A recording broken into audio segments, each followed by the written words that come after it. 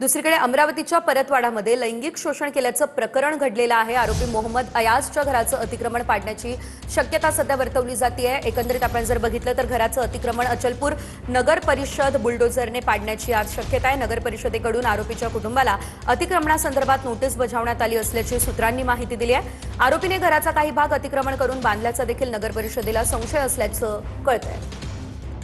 या संदर्भात अधिकची अपडेट आमचे प्रतिनिधी स्वप्नील उमप यांच्याकडून घेऊयात। स्वप्नील, आपण पाहतोय कारवाई केली जाण्याची शक्यता आहे।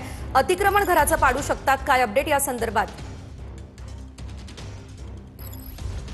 नक्कीच अत्यंत गंभीर प्रकरण हे अमरावतीच्या परतवाडा शहरामध्ये घडलेलं आहे आणि त्याच पार्श्वभूमीवर आता नगर परिषद जी आहे ती अलर्ट झालेली आहे। आपण बघू शकतो परतवाडा शहरातील जयस्तंभ चौक भागात असलेला आठवडी बाजार परिसरामध्ये याच ठिकाणी जर आपण पाहिलं तर या प्रकरणातील मुख्य आरोपी जो आहे तो मोहम्मद अयाज मोहम्मद तन्वीचं हेच ते घर आहे आणि या घराचा काही भाग जर आपण पाहिलं तर अतिक्रमित असल्याचा संशय जो आहे तो नगर परिषदला आहे।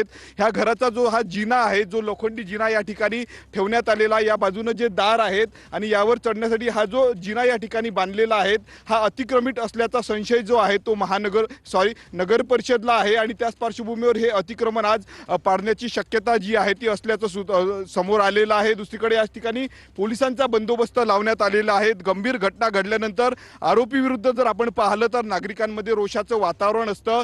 अनेकदा आरोपीच्या घरावर जर पाहिलं तर आपण नागरिक चढून जात असतात आणि त्याच पार्श्वभूमीवर या ठिकाणी अगदीच पोलीस जे धन्यवाद आहेत तुम्ही दिलेल्या सर्व सविस्तर अपडेटसाठी स्वप्नील।